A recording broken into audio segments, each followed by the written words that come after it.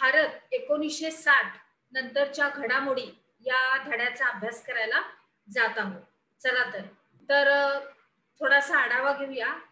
तर आपला भारत देश हा 1947 रोजी हा स्वतंत्र झाला.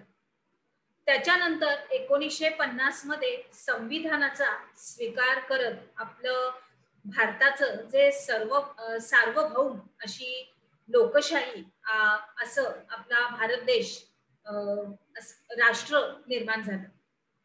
त्याच्यानंतर आपला भारतीय समाज हा विविध परंपरेने नटलेला देश आहे.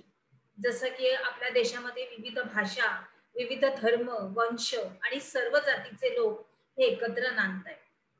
तर स्वातंत्र्य प्राप्तीनंतरच्या सुरुवातीच्या काळामध्ये भारताला काही आर्थिक, राजकीय आणि सामाजिक असे आपले विकासाचे प्रश्न सोडवायचे होते. कारण आपण आता स्वतंत्र झालो होतो, म्हणून मग आपला सर्वांगीण विकास कसा करायचा त्याच्यासाठी आपण पावलं नेत होतो.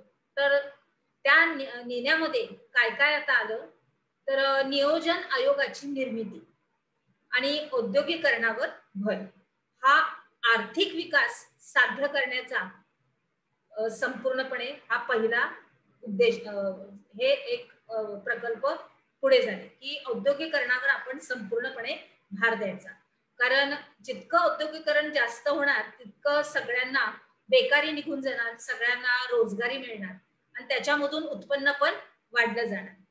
तसंच देशातील दारिद्र्याची समस्या दूर करण्याचा हा एकमेव चांगला मार्ग आहे आणि तो स्वीकारण्यात आपण आला.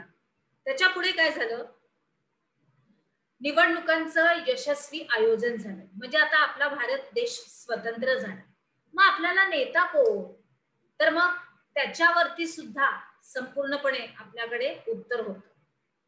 तसेच लोकशाही परंपरावरील आपल्या नियंत्रणासाठी आपल्याला राजकीय स्थैर्य म्हणजे राजकारणामधलं संपूर्ण स्थैर्य हे प्राप्त करणं हे कसं शक्य झालंय, तर दुर्बल समाज घटकांसाठी काही कार्यक्रमांचा आणि धोरणांचा समावेश असलेल्या अनेक अशा सामाजिक सुधारणा प्रत्यक्षात आणण्याचे प्रयत्न झाले. दुर्बल समाज म्हणजे गरीब समाज नव्हे, तर काही कारणामुळे ते बेरोजगार असतात, बेकारी असते त्यांच्यात, तर त्यांना रोजगार दिला तर त्याच्याप्रमाणे काय ते कसे यशस्वी होतील आणि त्या अनुषंगाने आपला भारत देश कसा विकसनशील होईल यावर संपूर्णपणे आपण भर घातला होता, बरोबर. आणि त्याप्रमाणे आपण पावलं उमटतोय. आता पुढे अजून काय काय त्याच्यामध्ये घटना घडल्या ते आपण बघूया. तर आपण बघतोच आहे की आपल्या देशावरती परकीय सत्तांचं खूपच वर्चस्व होतं. तर त्याच्यामध्ये एक होते म्हणजे ते पोर्तुगीज. तर ते जे पोर्तुगीज होते त्यांच्या राजवटीखाली जो आपले गोवा, दमण, दीव हे प्रदेश होते त्यांची आपण मुक्तता केली.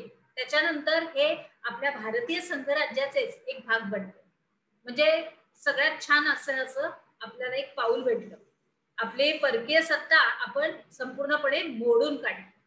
आता पुढं अजून एक घटना घडली, तर ती म्हणजे आपल्या उत्तर सीमारेषेवर भारत आणि चीन यांच्यामधला तणाव हा वाढतच होता आणि त्याच्यामध्ये ह्या भांडणाचं रूपांतर म्हणजे देशामधलं 1950 पासून हा वाढत होता. जसा आपला देश स्वतंत्र झाला त्याच्यानंतर मग काय झालं, तर या तणावाची शेवटी रूपांतर युद्धात झालं आणि हे युद्ध हे मॅकमोहन या रेषेच्या क्षेत्रामध्ये केलं गेलं. ते किती सालात, 1962. किती साल, 1962. चला पुढे जाऊया.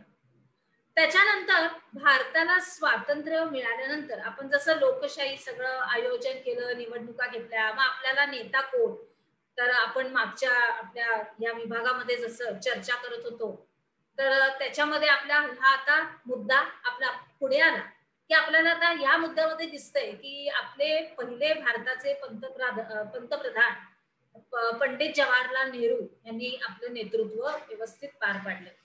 ते परराष्ट्र धोरणाचे जवळजवळ शिल्पकारच होते. त्यांनी म्हणजे जे काही परराष्ट्रामध्ये जे काही आपले संबंध ते त्यांनी फार उत्तमरित्या हाताळले गेले त्यांच्याद्वारे.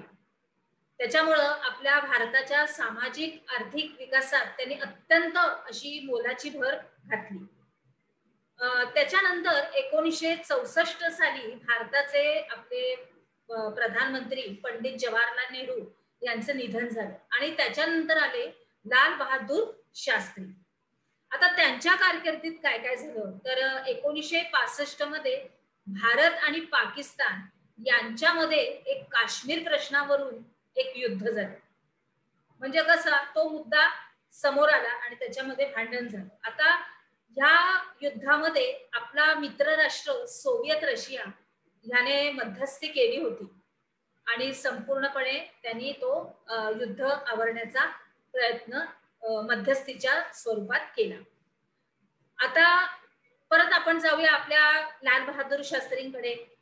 आता त्यांच्याच कारकिर्दीत हे सर्व काही घटत आहे.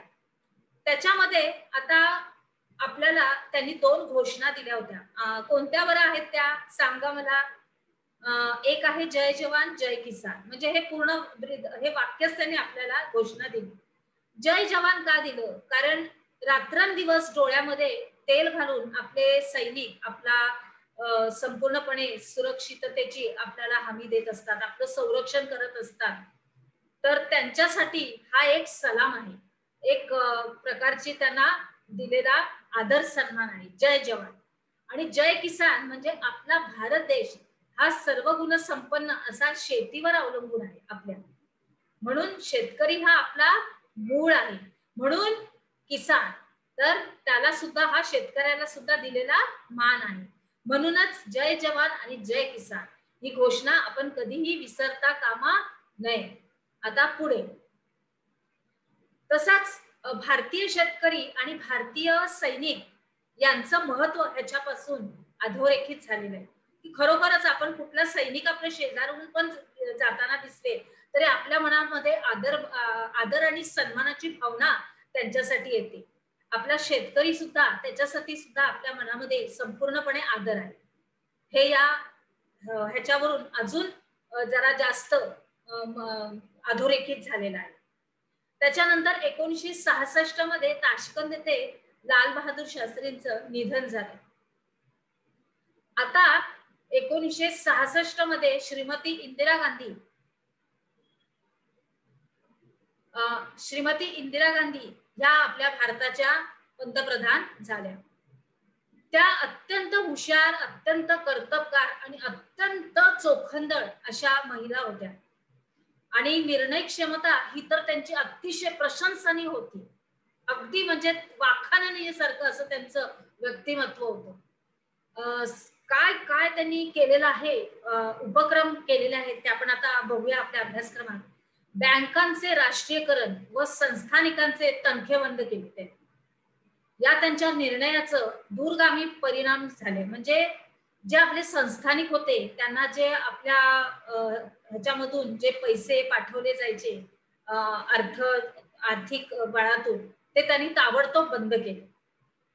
कारण ते आता संस्थानिक नव्हतेच, मग त्यांनी त्यांना संस्थानिक म्हणून तनखा द्यायचं बंद केलं. त्यांच्या कारकिर्दीत पाकिस्तानचे पूर्व आणि पाकिस्तानच्या संदर्भातील दडपशाहीचं धोरण आणि पूर्व पाकिस्तानमध्ये मोठं आंदोलन हे निर्माण करण्यास कारणीभूत ठरलं. कशा रीतीने त्यात आपण पुढे पण बघूया. तर आता आपला जो विभाग झालाय त्याच्यावरची आपण आता पहिल्यांदा प्रश्नोत्तर बघूया आणि मग पुढच्या विभागात आपण प्रवेश करूया. स्वातंत्र्य प्राप्तीनंतर दारिद्र्याची समस्या दूर करण्याचा कोणता मार्ग म्हणून स्वीकारण्यात आला? राजकीय स्थैर्य केव्हा प्राप्त झालं? 1960च्या दशकात कोणत्या घडामोडी झाल्या? आणि प्रधानमंत्री पंडित जवाहरलाल नेहरू यांच्याबद्दल माहिती सांगायची आणि लाल बहादूर शास्त्री यांच्याबद्दल सुद्धा तुम्हाला माहिती सांगायची. चला तर मग आता आपण पुढच्या